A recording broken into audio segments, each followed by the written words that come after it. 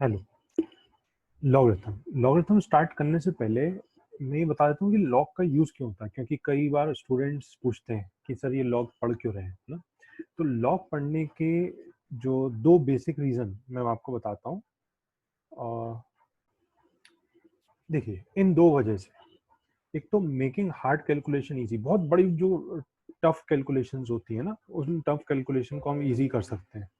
और कुछ बड़ी जो कैलकुलेशंस होती हैं उनको हम आसानी से सॉल्व कर सकते हैं। फॉर एक एग्जांपल बताता हूँ मैं। जैसे आपसे किसी ने कहा, मान लो 2 की पावर 100, जो भी वैल्यू रही होगी, है ना, क्या वैल्यू होगी उससे मतलब नहीं है, लेकिन जो भी वैल्यू रही होगी वो कितने डिजिट्स की होगी, अगर आपसे ये क्वेश्चन पूछ लिया जाए तो आप लॉग से बड़ी आसानी से कर सकते हो। बाकी तो आप कैलकुलेटर या फिर कंप्यूटर से आपको निकालना पड़ेगा क्या नंबर होगा, कितने डिजिट का होगा। लेकिन लॉग से अपन आगे करेंगे, सिर्फ करीब 2-3 स्टेप में आप बता दोगे कि ये कितने डिजिट का नंबर होगा, वैल्यू तो नहीं, है ना। तो ये दो मेन रीजंस होते हैं। चलिए लॉग अपन स्टार्ट करते हैं। तो लॉग स्टार्ट करने से पहले सबसे पहले मैं आपको एक चीज बता देता हूँ। एक होता है एक्सपोनेंशियल फॉर्म, एक होता है एक्सपोनेंशियल फॉर्म, जो आप छोटी सी क्लासेस में पढ़ते हुए आ रहे हैं। फॉर एग्जाम्पल, जैसे आप लिखते हो 2 क्यूब इज इक्वल टू, आप लिखते हो 8।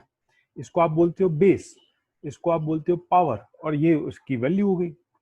अब इसी को जब लॉग की लैंग्वेज में लिखेंगे, तो लॉग की लैंग्वेज में इसको ऐसा लिखते हैं, लॉग लिख देते हैं, ये वाला नंबर जो सामने है 8 लिख देते हैं, ये जो बेस है ना यहाँ पे 2, वो लॉग का बेस बन जाता है 2, और ये जो पावर है, सबसे पावरफुल वैल्यू, वो सामने आ जाती है 3।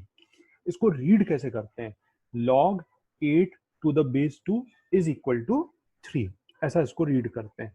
और अब आप इससे ये बात भी समझ सकते हो, अब इसका मीनिंग क्या हुआ, log 8 base 2 का मीनिंग क्या हुआ।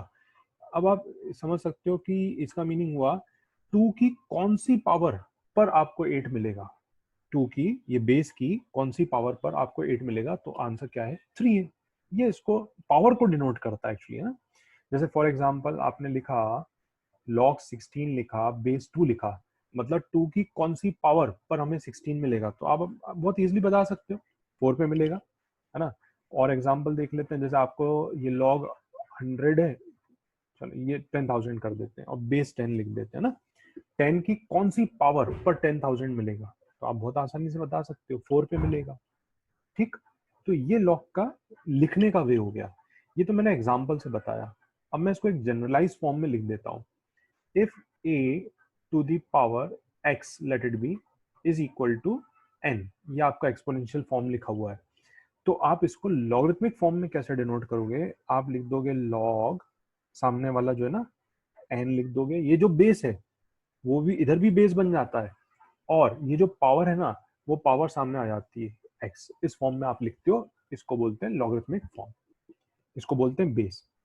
एक बात का और ध्यान रखना है यहाँ पर, कि ये जो बेस की वैल्यू है, ए की जो वैल्यू है वो कैसी होनी चाहिए, पॉजिटिव होनी चाहिए। और दूसरा जो एन है वो भी कैसा होना चाहिए, पॉजिटिव होना चाहिए। ठीक है। और बेस जो है वो 1 के इक्वल नहीं होना चाहिए। मैं रीजन बताता हूँ आपको, सारे रीजन बताऊंगा ऐसा क्यों। पहले मैं एन की बात कर लेता हूँ, एन पॉजिटिव होना चाहिए। एन क्यों पॉजिटिव होना चाहिए, देखो भाई, एन जो कि यहाँ पर 8 था, यही इधर पे एन का काम कर रहा है। तो आप क्या किसी नंबर की कोई पावर लिखकर नेगेटिव वैल्यू ला सकते हो क्या, कोई भी एग्जांपल ले लो, जैसे 2 की पावर -3 ले लो और 2 की पावर -4, आप नेगेटिव आंसर नहीं ला सकते हो। तो एन कभी भी नेगेटिव नहीं हो सकता, एन कैसा होगा, पॉजिटिव। अब जो बेस है, बेस वो भी कैसा होना चाहिए, पॉजिटिव, क्योंकि जो अपन एक्सपोनेंशियल की बात करते हैं तो बेस हमेशा ही पॉजिटिव ही होना चाहिए। ठीक है। आप कहोगे कि सर नेगेटिव पे भी बेस, नेगेटिव बेस पर भी वैल्यू निकाली जा सकती है, तो ये नेगेटिव, फिर उसके लिए अलग कंडीशन हो जाएंगी, क्योंकि नेगेटिव पर जो ना पावर आप सिर्फ इंटीजर के अलावा कुछ नहीं रख पाओगे। आप 3.1 3.2 ऐसे नहीं रख पाओगे, है ना, वहां अटक जाओगे। तो ये जो एक्सपोनेंशियल फंक्शन होता है, डिफाइन किसके लिए होता है, बेस पॉजिटिव के लिए ही डिफाइन होता है। और ये बेस 1 नहीं रख सकते। अब बेस 1 क्यों नहीं रख सकते, जैसे मैंने लिख दिया फॉर एग्जाम्पल, यहीं पे लिख दिया 1 कि कोई कौन सी पावर करें कि आंसर 8 आए, तो क्या 1 की कोई पावर पर आंसर 8 आ पाएगा क्या, नहीं, इसलिए आप बेस 1 नहीं कर सकते। ठीक है। चलिए इसके आगे